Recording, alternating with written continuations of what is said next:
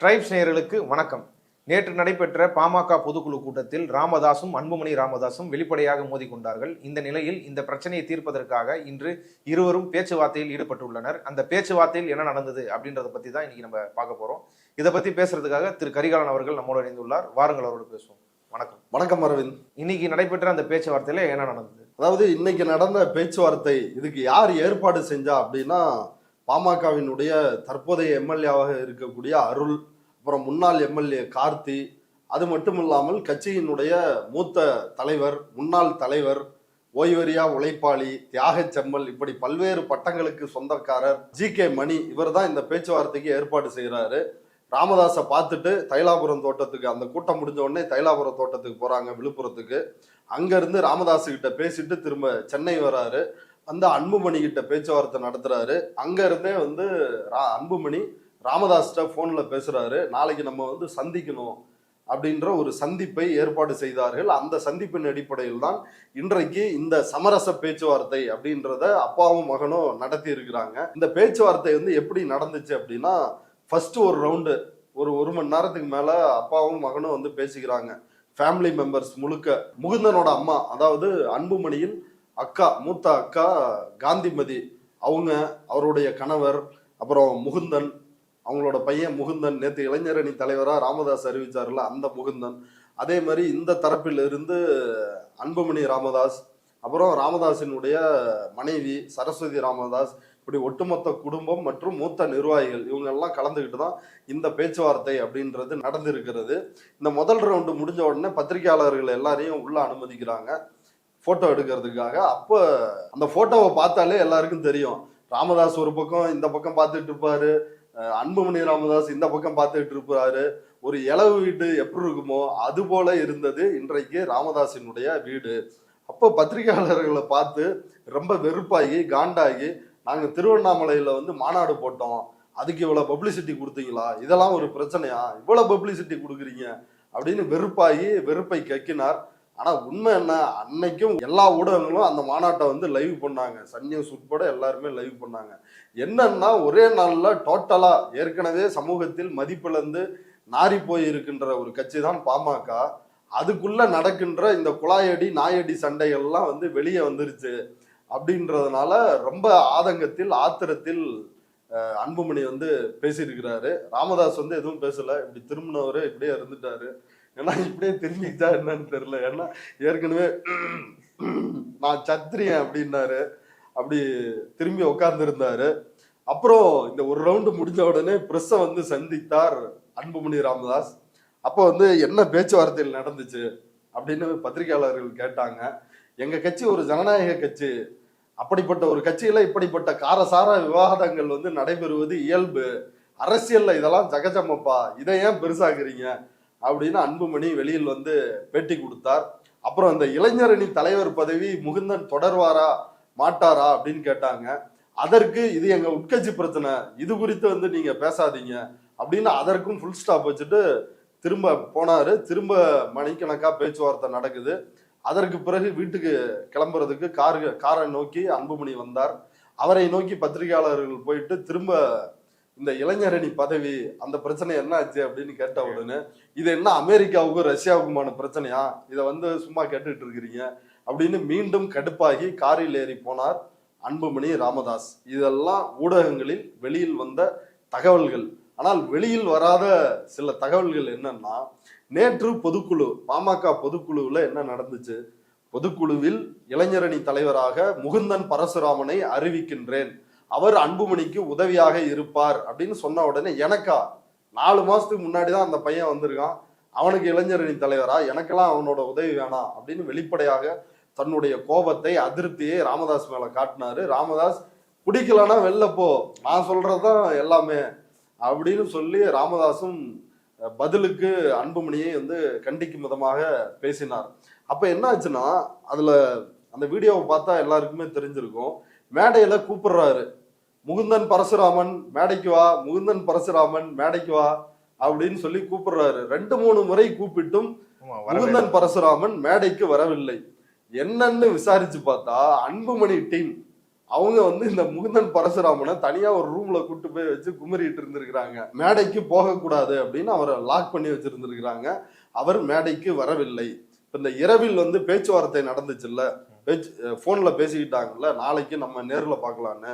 நான் நேரில் வந்து ராமதாஸை, அதாவது தன்னுடைய அப்பாவை அன்புமணி சந்திக்க வேண்டும் என்றால் அன்புமணி தரப்பில் அன்புமணி கொடுத்த முக்கிய அழுத்தம் என்னன்னா, முகுந்தன் பரசுராமன் வந்து இளைஞரணி தலைவராக இருக்கக்கூடாது, அந்த முடிவு தொடர்வதாக இருந்தால் நான் வந்து அங்க உங்களை சந்திக்க மாட்டேன் அப்படின்னு அன்புமணி வந்து சொல்லிருக்கிறாரு. ஏன்னா நேத்தே அன்புமணி தெளிவா சொல்லிட்டாரு, நீங்க இனி வந்து தைலாபுரம் தோட்டத்துக்கெல்லாம் போக தேவையில்ல, இங்க சென்னையிலேயே பனையூர்ல புது ஆபீஸ் போட்டிருக்கிறேன், அங்க வந்து கிளம்பி வந்துருங்க அப்படி வந்து சொல்லிட்டாரு. அன்புமணி ஒரு தனியான ஒரு முடிவோடு தான் இருக்கிறார் அப்படின்றது எல்லாருக்குமே வந்து தெளிவா தெரிஞ்சிருச்சு. ஏன்னா கட்சியினுடைய தலைவராக அவர் தான் இருக்கிறாரு. அதிகாரப்பூர்வமாக தேர்தல் ஆணையத்தில் அவருடைய பெயர் தான் வந்து இருக்குது. அவர் தான் வந்து அதுல அதிகாரம் மிக்கவராக இருப்பார். என்னதான் வந்து ராமதாஸ் இந்த கட்சியை உருவாக்குன, இது பண்ண, கஷ்டப்பட்டேன் அப்படின்னு வந்து வாயில் வண்டி ஓட்டினாலும் அந்த கட்சியினுடைய அதிகாரப்பூர்வ தலைவர் வந்து அன்புமணி தான். செல்வாக்கும் இப்ப வந்து ராமதாஸினுடைய காலம் முடிந்து விட்டது. இனி வந்து ஒரு 20-25 ஆண்டுகளுக்கு அன்புமணி வந்து இருப்பாரு. அவருக்கு பின்னாடி நிக்கிறதா நமக்கு எல்லாத்துக்கும் வந்து செல்வாக்கா இருக்க முடியும் அப்படின்னு தொண்டர்களும் அப்படிதான் நினைப்பதற்கான, நிர்வாகிகள் நினைப்பதற்கு வாய்ப்புண்டு. இந்த எம்எல்ஏ 4 எம்எல்ஏல ஜி கே மணி மட்டும்தான் ராமதாஸுக்கு ஆதரவு.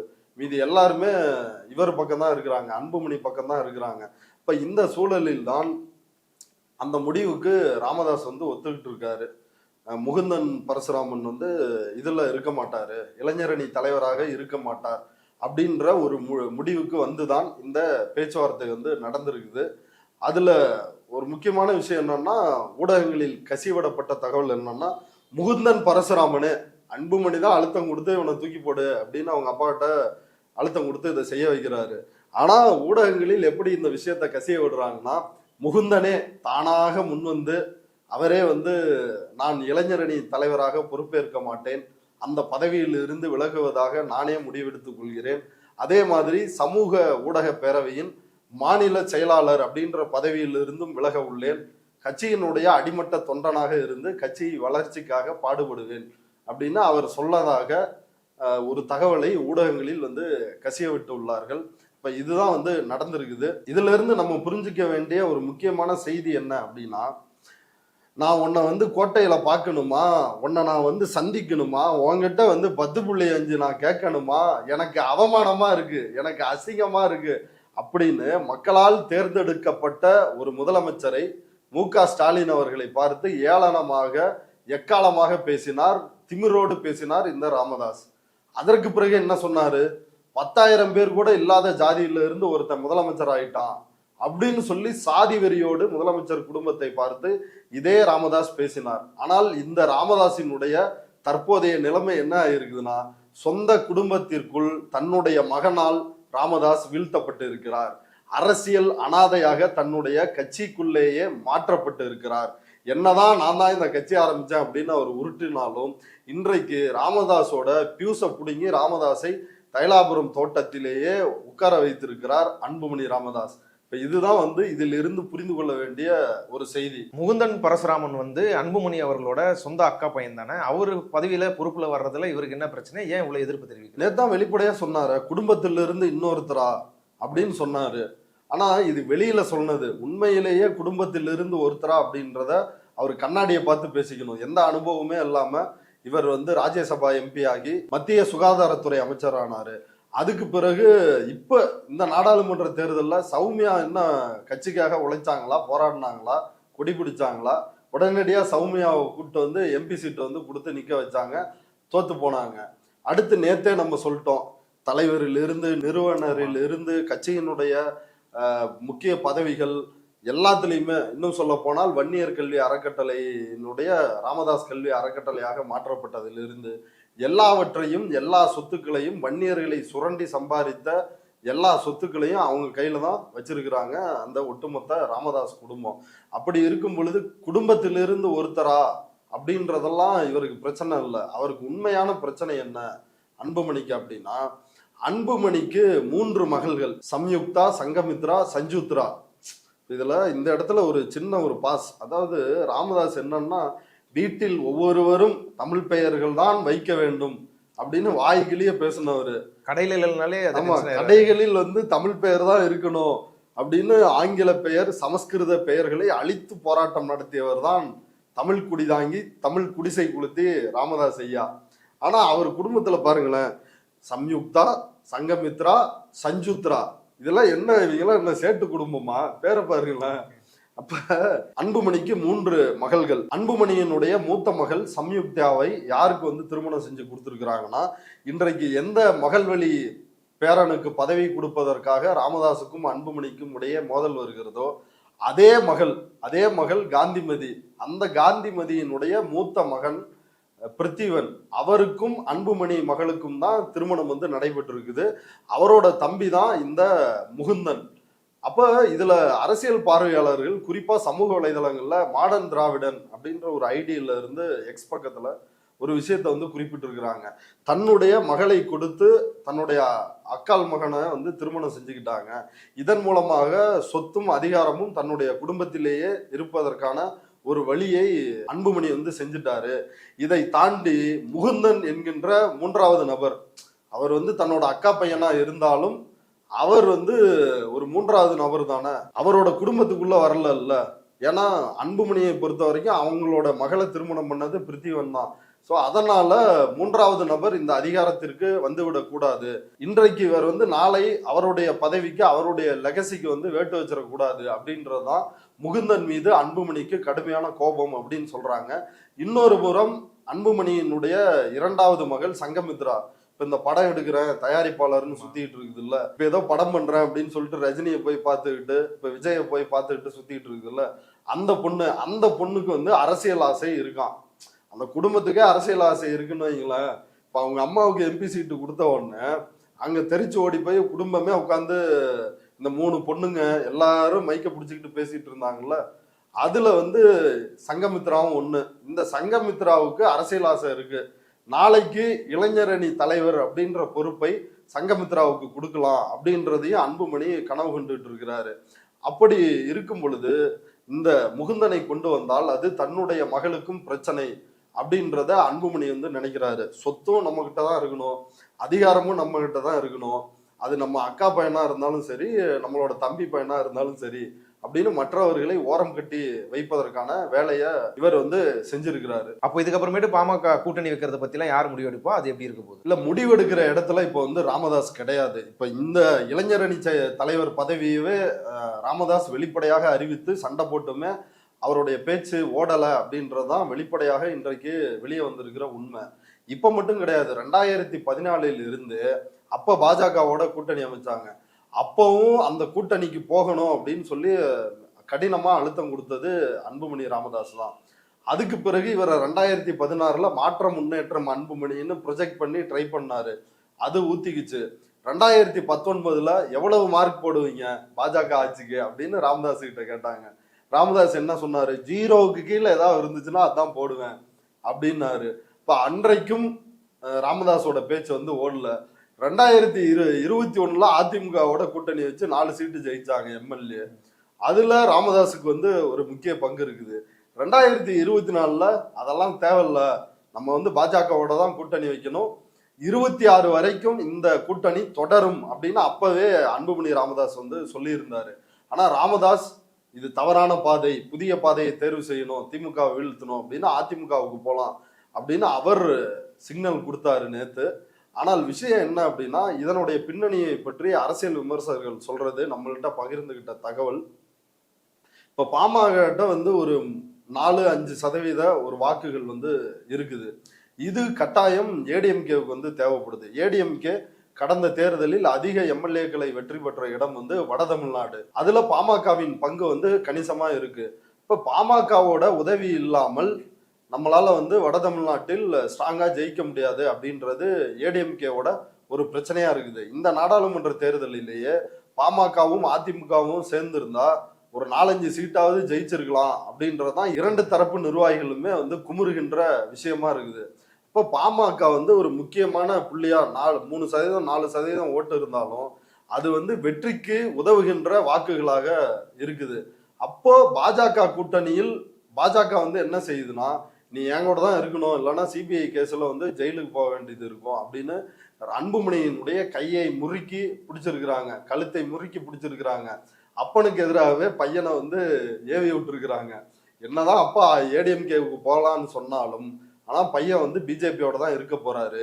பிஜேபி தான் பின்னாடி இருந்து ஸ்ட்ராங்கா இதுல வந்து ரோல் பிளே பண்ணியிருக்கிறாங்க. பாமக அதிமுக கூட்டணியை நோக்கி போறதில்லை இப்ப இருக்கிற நிலைமையில. அப்போ பாஜக பாமக கூட்டணியை நோக்கி அதிமுகவை வர வைப்பதற்கு ஒரு தூண்டில் புழுவாக பாமகவை பாஜக வந்து பயன்படுத்துகிறது. இப்ப இதுதான் வந்து இப்போதைய நிலைமையா இருக்குது. இந்த நிலைமை வந்து மாறுமா அப்படின்னா கண்டிப்பா அன்புமணியினுடைய முடிவில் எந்த மாற்றமும் இருப்பதாக தெரியவில்லை. ஒரு புறம் வழக்கு இருக்கிறது, இன்னொரு புறம் வந்து வெயிட்டா ஒன்றியத்தில் பாஜக இருக்கும் பொழுது நம்ம அந்த கட்சியோட ஒட்டிக்கிட்டு இருந்தாதான் வருமானத்துக்கு வசூலுக்கு அதான் பயன்படும் அப்படின்ற நிலைமையில அவர் இருக்கிறாரு. இன்னொரு பக்கம் இங்க பொட்டி வாங்கிக்கலாம் அப்படின்னா ராமதாஸ் வந்து நினைக்கிறாரு. இதுல அன்புமணி சொல்வதுதான் நடக்கும். இன்றைக்கும் அதுதான் நடந்தது, நாளைக்கும் அதுதான் வந்து நடக்க போகுது. தொடர்ச்சியா இப்படி தவறான கூட்டணி முடிவுகள் எடுக்கிறதுனால பின்வாங்கத்தில் தானே பாமக ஏற்படுது. இதனால பாமகவோட எதிர்காலம் என்ன ஆகும்? இல்ல பாமகவுடைய எதிர்காலம் அப்படின்றப்ப இந்த வடிவேல் காமெடி மாதிரி தான். நீ லவ் பண்ணா என்ன, நான் லவ் பண்ணா என்ன, மொத்தத்துல அந்த குடும்பம் நாசமானா போதும் அப்படின்ற மாதிரி. அது வந்து இங்க யாரும் அந்த குடும்பத்திற்குள் தலையிட தேவையில்லை. இனி அன்புமணியே பார்த்து கொள்வார். அன்புமணி கையில போயிருச்சுல்ல கட்சி. அன்புமணி பாஜகவோட கூட்டணி வச்சிருக்கிறாரு. அன்புமணியே அந்த கட்சியை எங்க கொண்டு போய் சேர்க்கணுமோ அந்த இடத்துல சேர்த்து, இப்போ வந்து அது சவ ஊர்வலத்தில் பாமக இருக்குது. இன்னும் கொஞ்சம் தூரம் தான் இருக்குது சுடுகாட்டுக்கு போனாங்கன்னா அங்க வெட்டி வச்சிருக்கிற குழியில போட்டு புதைக்கிறது மட்டும்தான் மிச்சம் இருக்குது. அப்படி புதைக்கின்ற வேலையை அன்புமணியே பார்த்துருவாரு. பாமக கடைசி காலத்துக்கு வந்துருச்சு. ராமதாசும் கடைசி காலத்தில் இருக்கிறாரு, பாமகவும் கடைசி காலத்துக்கு வந்துருச்சு. இதுல ஒரு முக்கியமான விஷயம் வந்து எல்லாரும் புரிஞ்சுக்க வேண்டியது இருக்குது. என்னன்னா டாக்டர் கிருஷ்ணசாமி அவர் என்ன பண்ணாரு, பாஜகவோட கூட்டணி வச்சாரு, பாஜகவோட தீவிரமா சங்கித்தனமா பேசிட்டு இருந்தாரு. பாஜக என்ன பண்ணுச்சுன்னா கிருஷ்ணசாமியினுடைய கட்சிக்காரர்களை தன்னோட கட்சியில சேர்த்துக்கிச்சு. இப்ப கிருஷ்ணசாமி டெபாசிட் வாங்குவதற்கு கூட வழி இல்லாமல் இன்னைக்கு நடுத்தருவுல அரசியல் அனாதையா நின்றுட்டு இருக்கிறாரு. இப்ப நாளைக்கு அன்புமணி என்ன ஆக போறாருன்னா அன்புமணிக்கு அதே தான் நடக்கும். பாஜக இந்தியா முழுவதும் எந்தெந்த கட்சிகளோடு கூட்டணி வைக்கிறதோ அந்தந்த கட்சிகளை உடைத்து அவர்களை தன் பக்கம் வந்து சேர்த்துக்கிறது அப்படின்ற ஒரு கலாச்சாரம் தான் இந்தியா முழுக்க செஞ்சிட்டு இருக்குது. அதுதான் பாமகவிற்கும் நாளை நடக்க போகிறது. ஏற்கனவே ராமதாஸ் வருத்தப்பட்டார், பாமகவில் இருக்கும் இளைஞர்கள் பாஜகவிற்கு போகிறார்கள் அப்படின்னு வருத்தப்பட்டாரு. சாதின்ற பஸ்ல ஏறினா நீ அது இறங்குற இடம் வந்து மதன்ற இடமா தானே இருக்கும். ஜாதிக்கும் மதவெறிக்கும் வந்து என்ன வித்தியாசம்? ரெண்டும் ஒண்ணுக்குள்ள ஒண்ணு தானே. அப்போ பாமக அப்படின்றது அழிவு நிலையை நோக்கி போயிட்டு இருக்குது. அதை சீரும் சிறப்புமாக சின்னையா, சின்ன மேங்கோ, மருத்துவர் அன்புமணி ராமதாஸ் செய்து முடிப்பார் அப்படின்றதுதான் பாமகவினுடைய எதிர்காலம் என்பது. இவ்வளவு நேரம் இந்த செய்தி குறித்து விரிவாக உங்க கருத்துக்களை பகிர்ந்து கொண்டதுக்கு நன்றி. நன்றி.